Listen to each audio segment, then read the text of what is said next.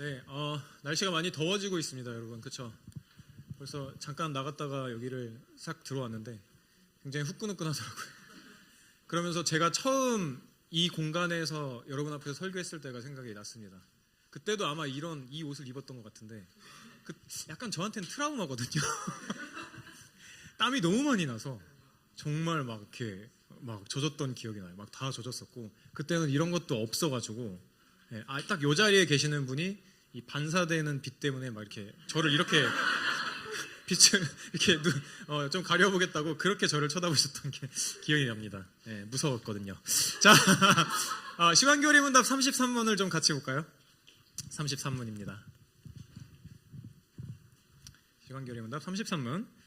제가 문을 읽으면 여러분이 또 힘차게 답을 읽어주시면 좋겠습니다. 자, 자녀로 입양되는 것은 무엇입니까? 시작. 예수 그리스도가 성부 하나님의 사랑받는 아들인 것처럼 또 그만큼이나 사랑받는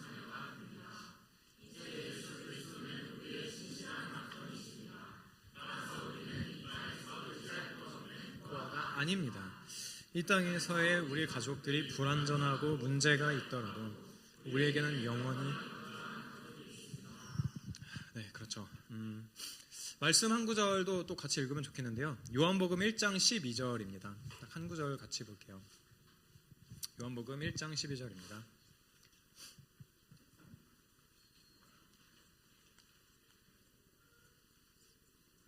요한복음 1장 12절.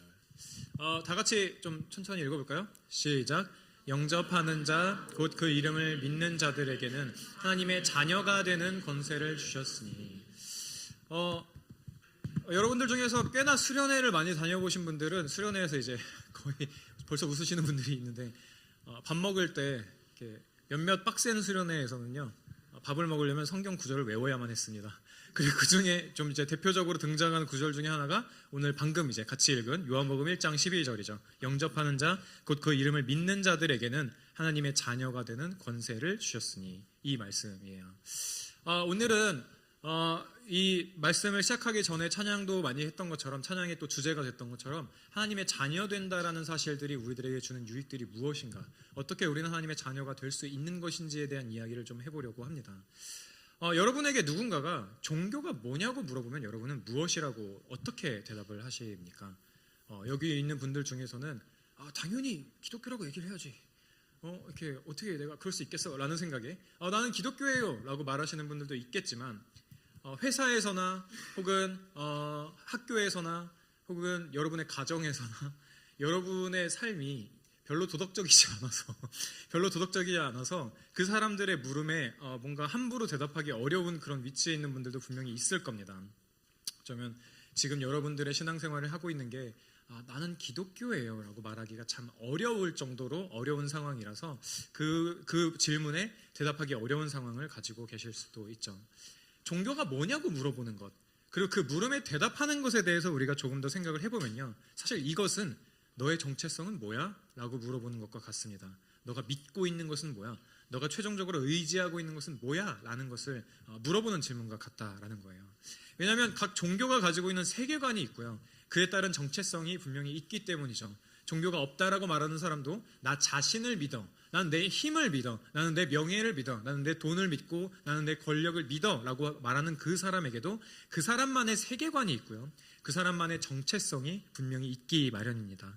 그러면 우리들의 정체성, 그리스도인의 정체성은 도대체 무엇일까요? 저와 여러분은 어떤 정체성을 가지고 이 땅 가운데서 살고 있을까요?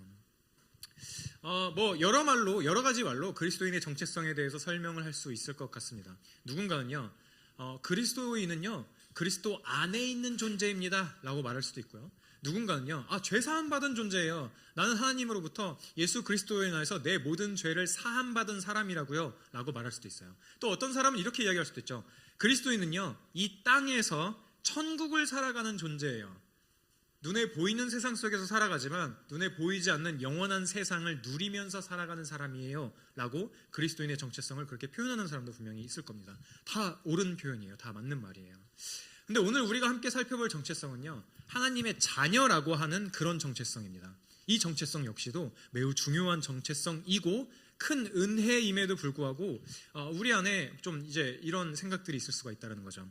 누군가가 여러분들에게 이렇게 질문을 하는 거예요. 이렇게 종교가 뭐야? 라는 질문이라기보다 그냥 늘상 하는, 어쩌면 내일 여러분이 회사 동료로부터 학교 친구로부터 부모님으로부터 듣는 말이 될 수도 있겠어요.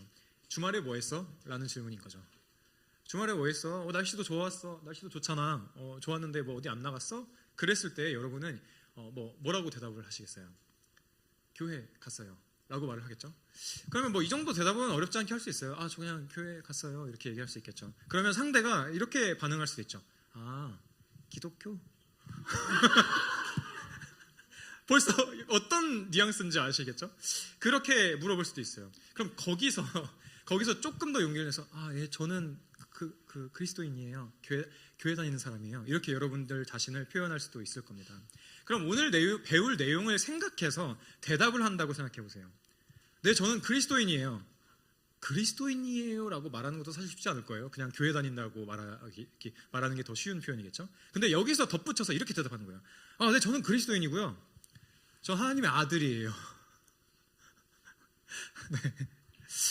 네, 저는 하나님의 아들이에요 라고 말하는 것은 뭔가 조금 이상해 보여요. 그냥 나 기독교인이에요 라고 말하는 것과는 달리 조금 더 뭔가 이상해 보인단 말이죠. 근데 여기서 덧붙여서 이런 표현까지 쓴다고 해봅시다. 네, 저는 하나님의 아들이고요. 저는 하나님께로부터 상속받을 거예요 라고까지 말한다고 해보세요. 여러분들의 직장 동료가 여러분의 비그리스도인인 친구들이 여러분을 향해서 어떤 생각을 하게 될까요? 피해야 되나? 이런 생각을 할 수도 있을 것 같아요. 그래서인지 우리가 그리스도 예수의 대속하심으로 인해서 구원을 받았다라는 고백은 생각보다 쉽게 할 수 있으면서도 하나님의 자녀가 됐다라는 고백은 상대적으로 좀 어려운 고백처럼 느껴지기도 해요. 하나님의 자녀라고 한다면 뭔가 지금보다는 내 삶이 더 나아져야 될 것 같고 지금보다는 조금 더 괜찮아져야 될 것 같은데 그렇지 않아서 차마 입이 떨어지지 않기도 한다라는 거죠. 근데 생각해보면요, 저와 여러분은 수시로 조금은 생각 없이 하나님의 자녀라는 사실을 그냥 쉽게 고백해버리곤 해요. 보통 언제 우리는 그런 고백을 할까요? 찬양할 때도 그럴 수도 있죠. 때로는 기도할 때 그럴 수도 있어요. 기도를 여러분들이 어떻게 하시는지 모르겠지만 보통은 하나님 아버지라는 말로 기도를 시작하기도 하죠. 하나님 아버지, 로또가 되게 해주시고 이거 기도하면 안 된다 그랬나? 아무튼 네, 반대 기도를 하시는 분이 강력하게 계셔가지고 네. 근데 지금은 또 쉬는 기간이니까 갑자기 제가 사라지면 네, 제가 사라질 일이 있다면 1인당 1 요하정을 쏘고 가겠습니다. 네, 로또 됐는데 그 정도 못하겠어?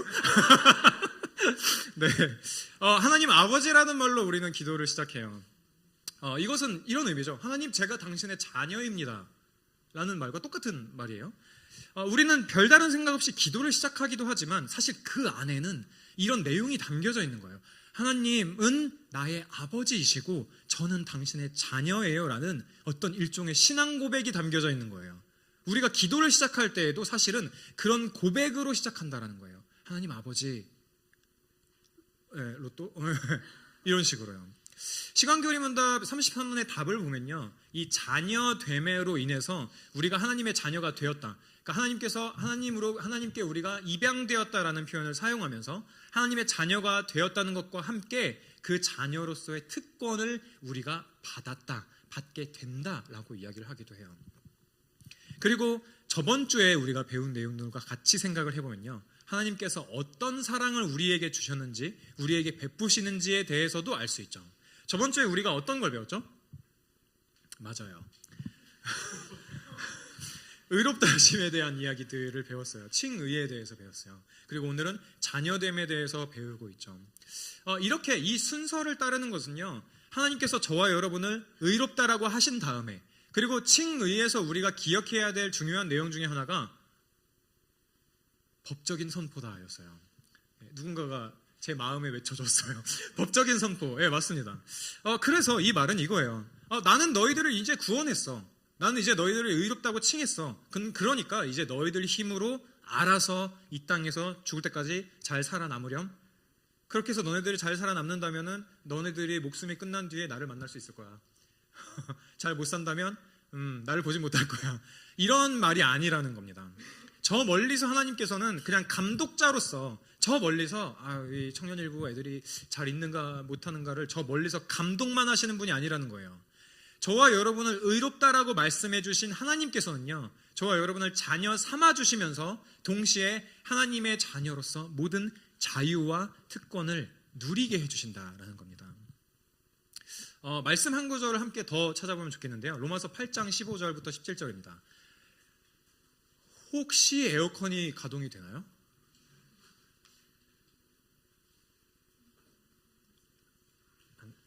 안 되나요? 되나요? 네, 좋아요. 네, 감사합니다. 혹시 추우신가요? 덥죠? 네, 에어컨을 좀 틀어주세요. 감사합니다. 네, 저한테는 제가 느껴지거든요. 이제 앞머리가 빠른 속도로 젖어 들어가고 있다는 게 느껴지고 있기 때문에 좀 급합니다.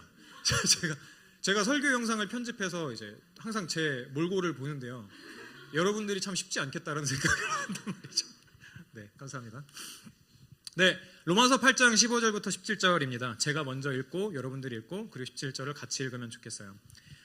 제가 읽겠습니다. 너희는 다시 무서워하는 종의 영을 받지 아니하고 양자의 영을 받았으므로 우리가 아빠 아버지라고 부르짖느니라.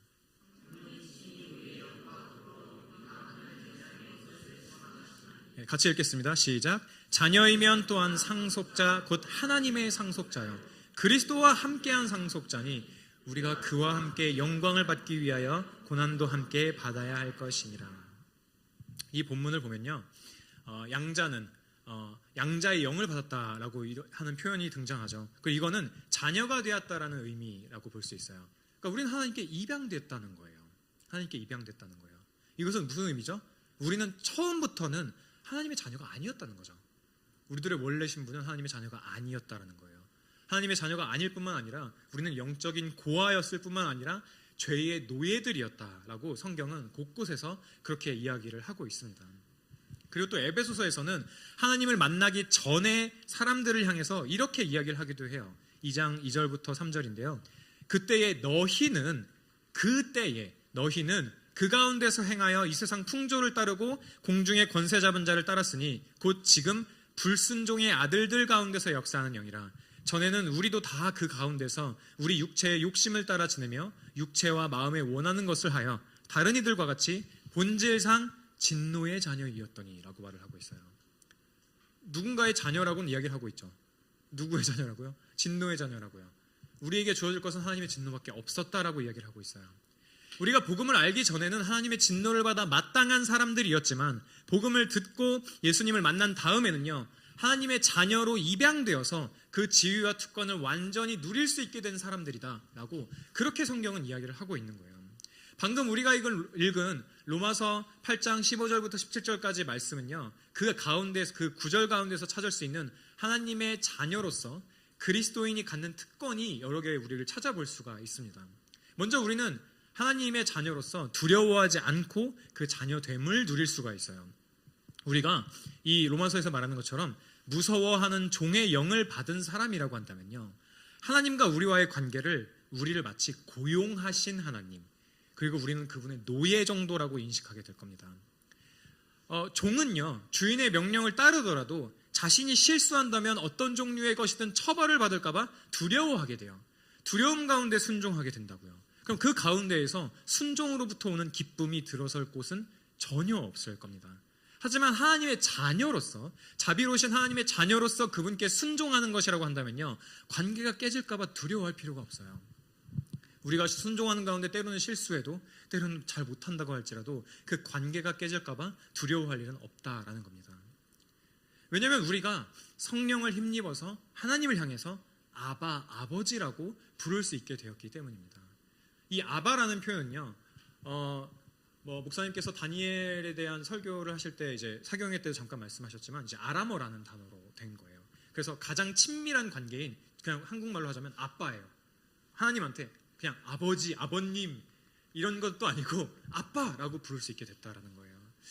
우리가 육신의 아버지를 향해서 친밀하게 아빠라고 부르는 것처럼 하나님을 향해서 아버지라는 호칭보다 더 가깝고 더 친밀한 표현인 아바라고 우리가 사용할 수 있게 됐다라는 거죠. 그리스도 예수 안에서 말이에요. 그리고 이것에 대해서 로이드 존스 목사님은요, 이렇게 설명을 해주십니다. 제가 한번 읽어드릴게요. 아빠는 어린 아이가 내는 혀 짧은 소리다. 아빠, 아버지라고 부르짖느니라에서 부르짖는다에 유의하자. 바울은 매우 강한 이 표현을 의도적으로 사용한 것이 분명하다. 그것은 큰 소리를 내어 외치는 것으로 깊은 감정을 드러낸다. 이는 하나님을 아는 참된 지식을 명백하게 보여준다. 하나님은 더 이상 우리에게서 멀리 떨어져 계신 분이 아니다. 우리는 하나님을 알아갈 때에 단지 지적으로, 신학적으로, 이론적으로, 교리적으로만 이해하지 않는다. 이것은 자녀가 아닌 사람들도 할 수 있는 것이다. 오히려 우리의 예배와 기도는 자발적인 것이다.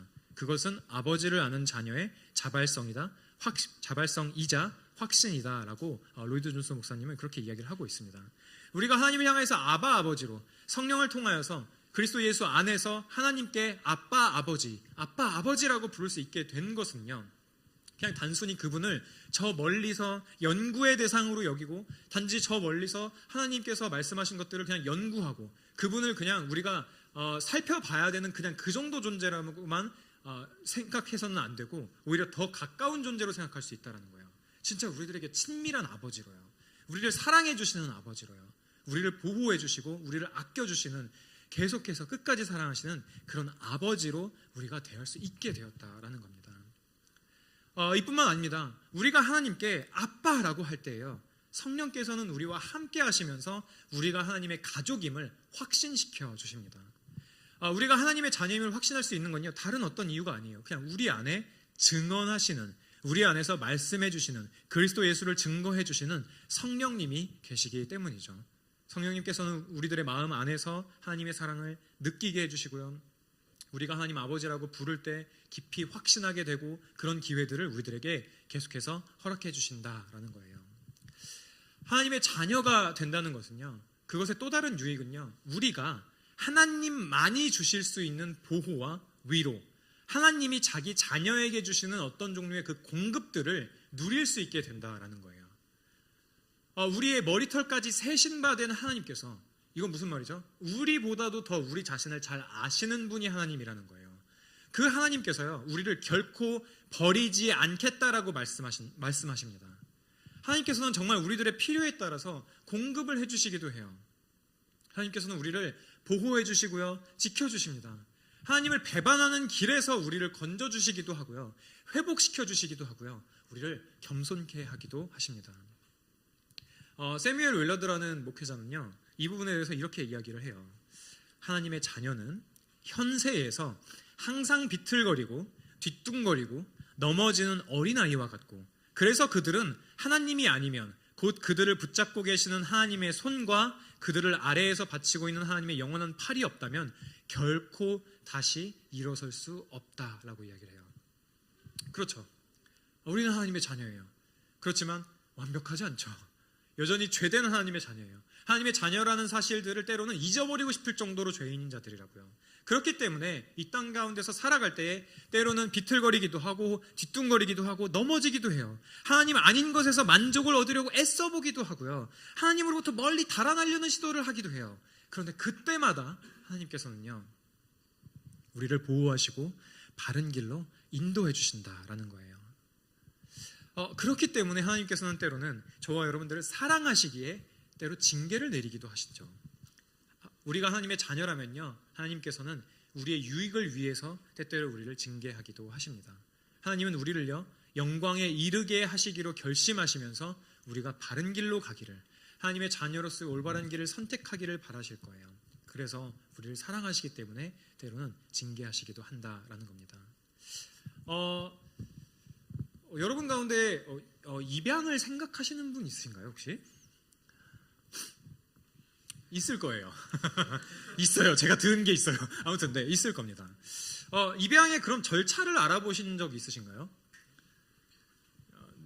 네, 네, 아마 네, 있으실 거예요. 네. 입양의 절차를 아신다면 알겠지만, 아이가요, 입양이 되는 이 아이가요, 신분이 가족의 일원으로 확정되는 것은 입양의 끝이 아닙니다. 사실 행정적으로는 그럴 수 있죠. 아이는 신분이 바뀌었어요.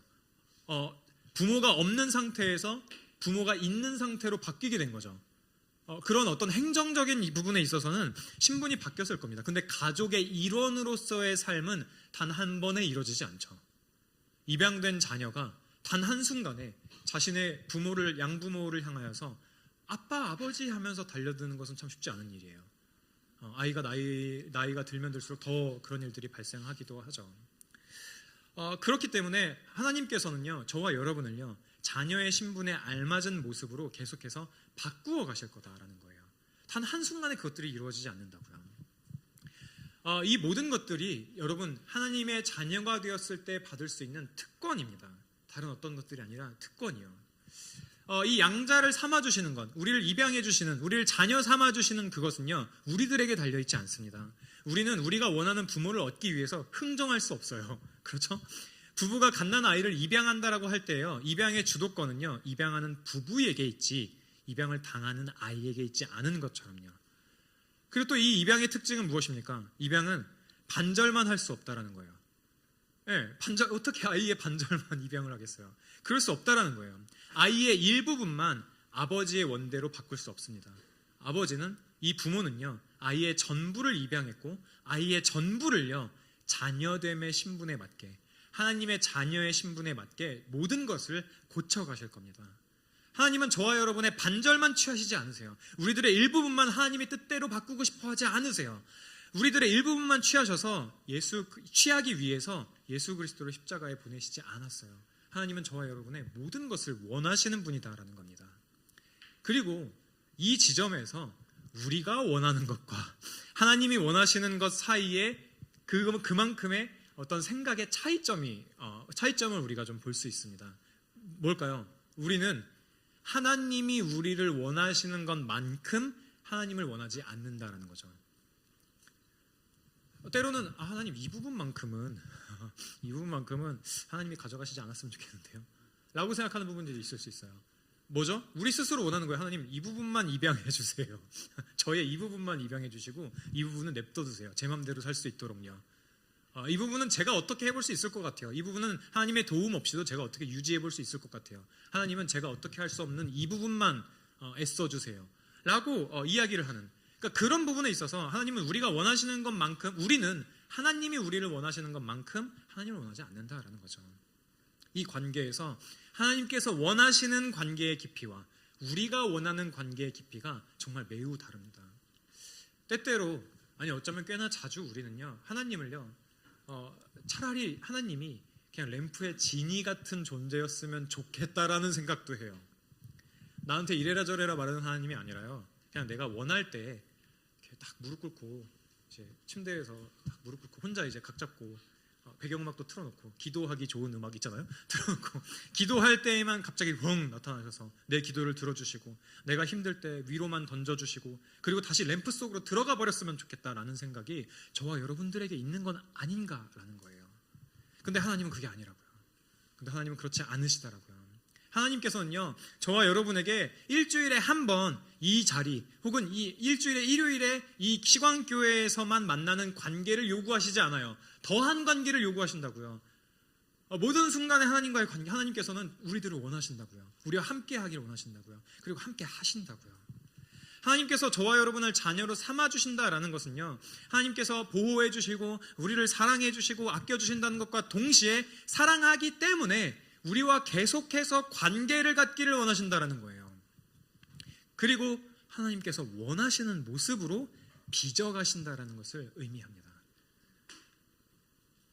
아까 입양에 대한 말씀을 드렸습니다. 그냥 행정적인 절차, 입양을 막 준비했을 때 입양하는 행정적인 절차가 끝나면 그 모든 것이 끝나는 게 아니라는 말씀도 드렸어요. 오히려 그때부터 시작이라는 말씀도 드렸죠. 그때부터 시작입니다. 입양된 아이와 부모와의 관계는 이제 시작되는 거예요. 여러분은 아이에게서 사랑을 얻고자 애쓰고 애정을 지속적으로 쏟을 거예요. 입양한 아이와 정말 아버지와 자녀, 어머니와 자녀와의 사이의 그 관계를 얻기 위하여서 계속해서 노력을 할 거다라는 거예요. 정말 놀랍게도요, 하나님께서도 그렇다는 거예요.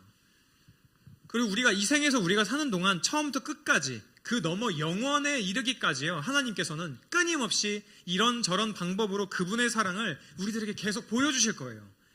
그렇게 하심으로써 그분에 대한 우리들의 사랑을, 우리로 하여금 그분을 계속 사랑하고 그분을 향한 애정이 점점 더 커가도록 저와 여러분을 만들어 주실 거라고요. 그리고 궁극적으로 하나님의 자녀는 그 영원한 사랑을 누리게 될 거다라는 겁니다. 이걸 조금 다르게 표현하자면 우리가 하나님을 떠나서 도망한다면, 그리스도 예수 안에 있는 사람이 하나님을 떠나서 도망가려고 한다면요, 우리의 모든 것을 얻기 위하여서, 우리들의 총체적인 변화를 위해서 하나님께서 우리를 쫓아오신다라는 것을 의미하기도 합니다. 하나님께서 저와 여러분을 자녀 삼아 주셨다라는 것은요, 값 없이 베풀어 주신 은혜입니다. 칭의도 똑같이 얘기를 했었죠. 하나님께서는 우리를 양자 삼아야 될 의무가 단 하나도 없으셨어요.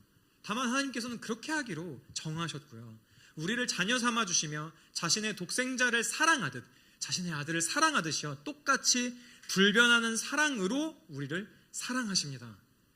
하나님의 그 가정 안에는요, 애정의 구분이 없어요. 우리는 그런 물론 이제 외동이신 분들은 잘 모르는 둘째, 셋째의 세계가 있답니다, 여러분. 우리들은 육신의 부모에게서 사랑을 받을 때에 때로는 그런 걸 느끼기도 하죠. 왜 언니만 더 사랑하는 것 같지? 왜 내 동생만 더 사랑하는 것 같지? 왜 우리 누나만 더 사랑하는 것 같지? 이런 생각들을 하게 된단 말이에요. 하지만 하나님의 가정에서는 그런 것이 없다고요. 모두가 동일하게 사랑받는다고요. 얼마만큼요? 성부 하나님께서 예수 그리스도를 사랑하시는 것만큼 우리도 그만큼의 사랑을 받게 되었다라는 거예요. 그리스도 예수 안에서 말이죠. 이 은혜는 어디로부터 올까요? 지금까지 저는 자녀됨의 유익에 대해서 이야기를 했습니다. 우리가 하나님을 향해 아빠, 아버지라고 너무나도 편하게 애정 어린 그 단어를 사용하면서 고백할 수 있게 된 그 유일한 근거는 무엇일까요? 저와 여러분 같은 죄인을 자녀 삼기 위해서 하나님께서 행하신 일을 생각한다면 우리가 조금은 알아볼 수 있을 겁니다. 갈라디아서 4장에는요, 이런 말씀이 나옵니다. 때가 참에 하나님이 그 아들을 보내사 여자에게서 나게 하시고 율법 아래에 나게 하신 것은 율법 아래에 있는 자들을 속량하시고 우리로 아들의 명분을 얻게 하려 하심이라라고요. 성부 하나님께서 성자 예수 그리스도를 이 땅 가운데로 보내셨습니다. 그것은 우연이 아니었어요. 분명한 목적이 있는 하나님의 행동이었습니다. 예수 그리스도께서는 속량, 그리고 우리로 저와 여러분들을 하여금 자녀로 삼을 수 있는 그 명분을 얻게 하기 위해서요, 우리와 똑같은 모습으로 율법 아래에서 나셨어요. 그리고 우리의 입에서 아빠, 아버지라고 말할 수 있도록 그 일들을 위해서 예수 그리스도께서는 십자가 위에서요, 자신의 영원한 아버지를 향하여서 아버지라고 부를 수도 없었어요. 저와 여러분들에게 아빠, 아버지라고 말할 수 있는 그 기회를 주시기 위해서요. 마태복음 27장 46절입니다. 제9시쯤에 예수께서 크게 소리질러 이르시되 엘리 엘리 라마 사박다니 하시니 이는 곧 나의 하나님 나의 하나님 어찌하여 나를 버리셨나이까 하는 뜻입니다. 그 어떤 존재보다, 역사상 그 어떤 존재보다도 하나님과 가까우시면서 하나님과 친밀한 그 예수님께서요, 십자가 위에서 아버지라는 표현을 사용하지 않으시고 하나님이라고 부르주셨어요. 십자가 위에서 충분히 우리보다도 더 아빠, 아버지라고 말할 수 있는, 울부짖을 수 있는 자격이 있고, 실제로 그러신 그 예수 그리스도께서요, 저와 여러분에게 하나님을 향하여서 아빠라고 말할 수 있는 그 권력을, 그 능력을 주시기 위해서 십자가 위에서 아버지라고 부르실 수 없었다고요. 자격 없는 저와 여러분에게요, 그 자녀됨의 은혜를 베푸시기 위해서 하나님께서는 예수 그리스도를 십자가로 보내셨고, 예수님은 하나님께 순종하셨습니다. 하나님을 아버지라고 부르는 게 어색한 분들이 있을지 모르겠어요. 여러분, 사람의 입양은요, 여러 조건을 따지기도 합니다. 나이를 보기도 하고요, 아이의 나이를요, 성별을 보기도 해요. 그러나 하나님의 입양은요, 조건을 따지지 않습니다. 입양이 결정된 것은 우리들의 그 어떤 행위도 있기 전에, 아니 세상이 창조되기도 전에 결정된 것이기 때문이에요. 여러분의 어떤 적절함이나 우리가 가지고 있는 가치의 그 특별함의 근거에서 입양되는 것도 아니에요. 그렇기 때문에 오히려 견고합니다. 왜냐하면 우리들의 어떠함에 따라서 근거된 게 아니니까요. 여러분이 그리스도께로 나와 그분의 자비하심에 기댈 때요, 함께 하나님을 아버지라 부르는 그 은혜를 우리들에게 베풀어 주실 겁니다. 하나님을 아버지라고 부르는 것이 몸이 건조해져서 그냥 아무 생각 없이 부르는 여러분들께 말씀을 드리겠습니다. 그때를 기억하세요. 하나님의 사랑으로, 우리 주 예수 그리스도의 대속으로 인한 그 감격, 성령께서 확신케 하심으로 벅차올랐던 그때를요, 예수 그리스도를 처음 만나게 된 그때를요. 그때 여러분을 만난 하나님은 지금 이곳에서 여러분들을 자비롭게 부르시는 그 분과 다른 하나님이십니까? 아니에요. 같은 하나님이십니다. 여전히 여러분들에게 최고의 사랑을 보이시는 예수 그리스도를 바라보십시오. 어쩌면 여러분들의 육신의 아버지로 인해서 하나님께서 우리의 아버지가 되신다는 사실이 그다지 와닿지 않을 수도 있어요. 와닿지 않을 뿐만 아니라 그냥 안 좋은 이미지를 가질 수도 있죠. 왜 하나님 아버지여야 되지? 우리 아버지는 그렇게 좋은 분이 아니었는데 자꾸 이미지가 겹쳐 보인단 말이야. 이런 생각을 할 수도 있죠. 그래서 상상하기 어려울 수도 있어요. 하나님을 아버지로 삼는다는 것이 도대체 어떤 것일까라는 것에 대해서 말이죠. 그렇지만요, 여러분들에게 확신 있게 말씀드릴 수 있는 것은요, 여러분이 그 어떤 아버지의 모습을 여러분들이 상상할 수 있는 최고의 모습으로 상상한다라고 할지라도 실제 하나님 아버지의 모습보단 못할 겁니다. 가장 최고의 아버지를 생각해 보세요. 여러분을 가장 사랑하는 아버지, 여러분들이 그런 사랑을 받지 못했다면 그 사랑을 받고 싶어하는, 내게 이런 아버지가 있었으면 좋겠다, 이런 육신의 아버지가 있었으면 좋겠다라는 그 상상을 최대치로 한번 끌어올려 보자고요. 하나님 아버지께서는요, 그 상상을 우리가 아무리 최대치로 끌어올린다고 할지라도 그것보다 훨씬 뛰어난 하나님 아버지시다라는 거예요. 우리가 하나님의 자녀됨의 은혜를 가장 자격 없는 자들, 하나님께서 우리들에게 그것들을 베풀어 주신, 그 은혜를 베풀어 주신 이유는 어떤 것이었습니까? 에베소서에서는요, 이는 우리가 은혜를 받은 것은 그가 사랑하시는 자 안에서 우리에게 거저 주시는 바 그의 은혜의 영광을 찬송하게 하려는 것이다 라고 말하고 있습니다. 그분의 은혜의 영광을 찬송하게 하려는 거예요. 우리를 자녀 삼아주시는 그 이유가요, 우리로 하여금 찬송케 하려고요. 그분의 지혜로움을 찬송케 하려는 게 아니에요. 재미있는 점은 그분의 은혜를 찬송되게 하려는 거예요. 자녀 삼은 자들이 잘 살 것들을 아시는, 오강일이가 오강일에게 구원을 주면 얘가 그래도 잘 살 거야, 그러니까 얘를 구원해야겠다 라는 게 아니라요, 그것들을 미리 아시는 그분의 안목을 찬송되게 하려는 게 아니라요, 그분의 은혜가 찬송되게 하려고 했다고요. 그분의 은혜가요. 그래서 저와 여러분과 같은 이들을 자녀 삼아 주신 것이다 라는 겁니다. 하나님께서 저와 여러분을 자녀 삼아 주셨습니다. 이것은 또 어떤 의미를 줍니까? 우리가 다 한 아버지를 두고 있다라는 거죠. 그럼 질문을 하나 드려볼까요? 한 아버지를 가지고 있는 사람들을 뭐라 그러죠? 가족이라 그러죠. 가족이라 그러죠. 네. 여러분들의 그 가족 간의 사이가 많이 안 좋을 수도 있겠지만 안 좋을 수도 있겠지만요. 이 말은 뭐예요? 가족이 어려운 이유는 뭡니까? 뗄래야 뗄 수가 없다는 거예요. 뗄래야 뗄 수가 없다는 거예요. 인내가 필요하기도 하고 더 많은 사랑이 필요하기도 하다라는 거죠. 하나님께서 저와 여러분을, 그리고 이곳에 있는 여러분들을 그리스도 예수 안에서 한 가족으로 삼아 주셨습니다. 이거는 무슨 말이냐면요, 가족이니까 가족과 같은 느낌으로 우리 서로 지내자가 아니라 정말 가족 삼아 주셨다는 거예요. 그리고 우리는 다시 생각해 볼 수 있죠. 가족 가운데 누군가가 어려운 일을 당하고 있다, 누군가가 힘든 상황 가운데 겪고 있다라고 한다면 우리들의 마음이 굉장히 어려울 거예요. 여러분들의 형, 누나 혹은 동생, 별로 안 그러려나요? 그들의 어려움을 겪고 있다고 생각해 보세요. 마음이 어려울 거예요. 그들을 돕고자 하는 마음이 생길 거예요. 우리가 투닥거리면서 막 싸웠다고 할지라도 말이죠. 그런 것처럼 이 공동체 안에 우리가 서로 가족된 공동체라는 것은 그런 의미를 가지고 있다는 겁니다. 서로를 돕고 사랑해야 되는 것, 그런 의무가 우리들에게 있다라는 거죠. 그리고 이것이 우리가 어려울 때에, 우리들의 상황이 어려울 때에 다른 사람들의 도움을 때로는 직접적으로 요청할 수도 있고 받을 수도 있는 그런 관계로 하나님께서 이 교회를 불러주셨다라는 그런 의미도 가지고 있습니다. 저와 여러분은 이 하나님의 아들들, 하나님의 자녀됨에 대해서 얼만큼 알고 있었습니까? 혹은 얼만큼 묵상하고 있습니까? 혹은 얼만큼 기뻐하고 있습니까? 혹은 얼만큼 찬양하고 있습니까? 우리 이 사실들을 좀 기억하면서 함께 찬양하고 기도하면 좋겠는데요. 가장 처음에 불렀던 찬양을 사경에 내내 불렀지만 한 번 더 불러보면 좋겠어요. 근데 제가 불러보면 좋을 것 같은데요. 가사는 이렇습니다. 주의 자녀로 산다는 것은 불 가운데 걷는 것, 그 속에서 신실하게 날 지키시는 그 손길을 경험하는 것, 바다 위로 걸어가는 것, 내 온몸을 덮쳐오는 폭풍 속에서 잠잠히 주를 바라보는 것, 나도 그들을 용납하는 것, 나를 위해 달리신 십자가 사랑, 그 사랑으로 살아가는 것, 막 이런 가사들이 등장을 하죠. 이게 무슨 의미죠? 주의 자녀로 산다는 것은 불 가운데로 걸어가는 것. 우리 사실 이거를 편하게 부를 수는 없을 거예요. 때로는 불을 주신다라는 거거든요.